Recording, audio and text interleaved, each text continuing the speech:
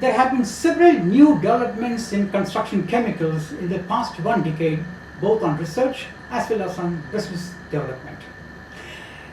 Project managers of real estate and urban infrastructure have to be completely abreast of all these new developments so that they can deploy them in their own projects.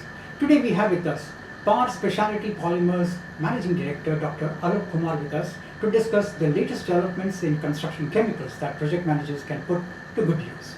Thank you so much, Dr. Kumar, for being with us. First of all, let me start by asking you, what are the new developments that have happened in the construction chemicals? This will be on the background of, whenever we go to real estate conferences, people keep talking about the giant strides that construction chemicals and, the construction technology has made. Can you tell us about what are the latest developments? Sure. There are different areas in construction where the number of new products have been introduced. And we'll take them up one by one. Okay. Let's talk about first the concrete admixtures, being the largest in the world in terms of the volumes. Correct. Earlier they were without any admixtures, then lignosulfonates were introduced. After that, second generation admixtures of sodium naphthalene sulfonate were introduced. Correct. And nowadays the latest being polycarboxylate ethers. And polycarboxylate ethers are very helpful in achieving concrete strengths of above M50, because without them getting strengths of that sort is very difficult. Mm-hmm. So nowadays with the high rises coming, etc., the concrete strengths of M70, M80 are also required. Okay. And it's good to achieve those with the help of polycarboxylate ethers. These products, basically they are reducing the water to cement ratios. Okay. And with polycarboxylate ethers we can reduce up to 40% of the water required for the concrete. How much has the life of concrete structures improved or increased by the construction chemicals?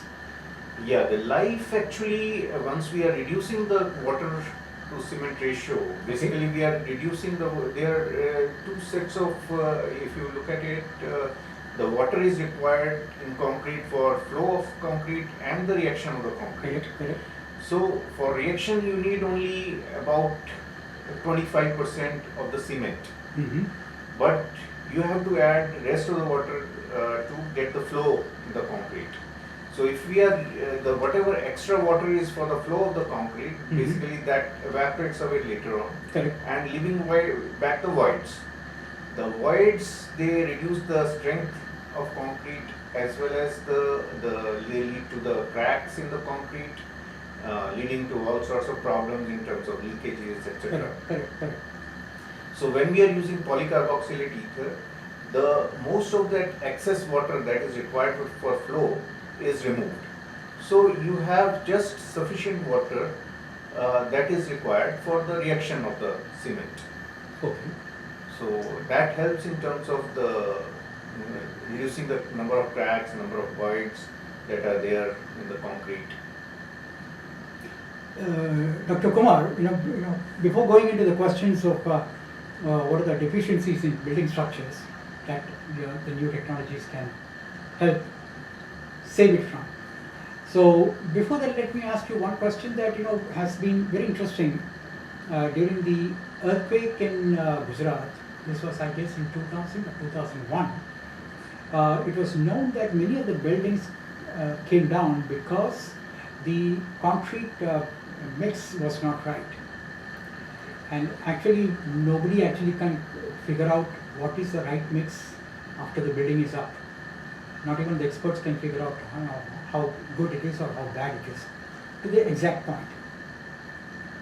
In terms of preventing that kind of probably it is deliberate or it could be because of lack of knowledge. Either ways, how can chemical industry or the construction chemical industry help in better utilization of raw material, especially in building and construction? Sure. The concrete basically has, like I said, M50 earlier. Correct. That is basically the strength for the concrete, starting from, let's say, M10, which is just a 10 megapascal Okay. of strength. The strength actually keeps, it depends upon number of factors that is required, how much strength is required. Okay. And also, if let's say the building is designed for one particular strength, if the strength of the concrete is less than that, then it will not withstand so much of stresses, etc. It will, if there is an earthquake, then it may come down, that sort of a thing. Only the problem is that the concrete, when it is mixed for certain grade, but when it is laid, if it is not laid immediately, if it is the ready mix, especially nowadays, most of the times it is the ready mix concrete, and they add sometimes extra water into it, making it lose some of its required strength. So that sort of a thing, it happens, and the leading to lowering of the strength of concrete. Quality of construction. And quality of construction. Yes, sir. But then let me also ask you here that in terms of construction quality going down, is there any way that the subcontractors can be made to be good in their quality in delivery? Because the problem is at the subcontracting level. The main company may not even know that there is a problem. Yes. Isn't it? Yes, that is right. The concrete nowadays, they are taking good care, especially in the bigger projects. They are taking cubes before laying. Also, then from the concrete, they are drawing pores and then taking that for the strength of the concrete. Correct. I must say that the cubes, when they are taking the strength from the cubes, and when they are using pore for the strength, there is always a difference, because especially the curing aspect, that gets ignored a lot of times. Okay. In the buildings. The curing is never done properly because they will That is because of lack of time? Not lack of time. Basically what happens is that most of the time still in India, water curing is being done. Water curing में mostly there will be a labor, वो 2 बारी पानी मारेगा दिन में, और पानी तो immediate dry हो जाएगा, और so curing of the concrete is getting less than what it should be. कोई भी आजकल actually अगर देखा जाए तो vertical sections में वो they should be tying that trench cloth, the Bayesian cloth, but that is not done. That is so just labor को लगा दिया, पानी 2 बारी मारा, but curing नहीं हो पाती है. Curing उसके लिए भी solution है. The chemicals are there, construction chemicals, जो just एक coating कर दिया, then उसके बाद water curing is not required. Okay. So in short, can you tell us about what kind of deficiencies can be met with your technology and application, with your products? Yes, basically the concrete, in terms of where we are still we have spoken about the concrete, and we are talking about concrete right now. We'll come to the waterproofing aspects later. Correct. In the concrete, basically 3 things I would say are very important in terms of getting the right strength of the concrete. Then laying it properly and vibrating it properly, and then in terms of the curing. Curing is the aspect which is always taken less care, especially in the vertical segments. The water curing is never going to be perfect. Okay. So I would suggest that in the vertical segments, the curing agents, they should be used, and so that the curing is achieved at least 90s. Yes. correct? is achieved up to 95% plus. Okay.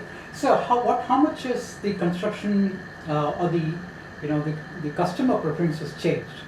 Customer in the sense project managers and architects. How much have they changed over the years? Because now the new generation of architects and the project managers seem to have a very different idea of concrete structures, on the design, on every aspect of construction. How much have you seen that from your point of view as a player of construction chemicals?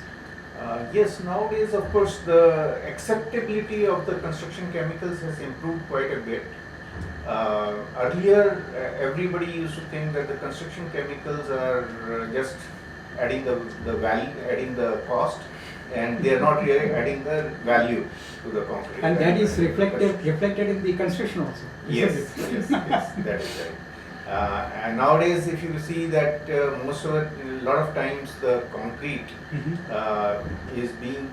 is of much higher grade as compared to the grades that were used earlier, and then the waterproofing of new buildings, they are taking better care as compared to sometimes back, let's say 10 to 15 years back. They were not taking good care, so the buildings, they have realized, the builders also have realized that if they don't take good care of these aspects, they face lot more problems, and they have to redo a lot of things. That adds to their cost. So actually, if you look at it, the construction chemicals, it helps in avoiding the redoing of the things and actually saves the cost. It's not a cost, it's a saving. Correct. Absolutely. In terms of meeting specific demands, because I also believe that we come to learn that the developers, the project managers and the architects in various projects in various parts of the country would have very specific demands on construction chemicals. So how do you meet these varied demands? The customization of the products is required. Of course, according to the project, we have to look at the requirement and then suggest the solution accordingly. It cannot be that one solution will meet everybody's requirements. Absolutely. So that's why we have to the products are there. We have enough number of products available, and they can, if they are used properly, then they can get the solution that is required by the customer. So in terms of customization, do you think that the SME players have a trump card? They are better placed in providing customized solutions to developers? A lot of times, yes, because a lot of times SMEs, they are interacting directly with the customer. The owner is interacting directly, and he can give the solutions much better as compared to number of times the bigger players. They have the sales team is interacting. We hear that very often from developers, of large projects of real estate as well as urban infrastructure. Yeah. That SME players are much better in providing customized solutions for anything, Yeah. even for interior lights or anything that is in their project. Yeah, because simply because the salespeople a lot of times they are in the bigger organization, they are just providing the solutions without looking at the technical aspects. So in the SME sector segments, mostly the owners or the senior people, they are interacting with the sales team also on a daily basis. I can't believe you're saying the same thing that a developer told me. Yes, that is the way it is, that Achha. it helps. Okay, sir. Now tell us also about the conventional technologies in the industry that are contributing to the slow pace of growth. I think you partly mentioned that. In terms of the slow pace of growth, for construction chemicals, what could be changed according to you? Because every day when you are in this business, you will come across situations where you will see that there is a little tweak of this policy of the government or that policy of the government, can make a big change in the industry or make a big change in the usage of construction chemicals. So what would that kind of change be?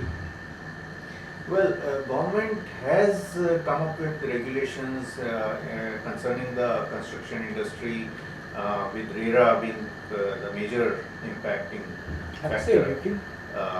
where they have specified that the builders, they have to take care of the building for Quality at of the least, building. yeah, at least 5 years. Correct. And they cannot just sell the building and get away later on, just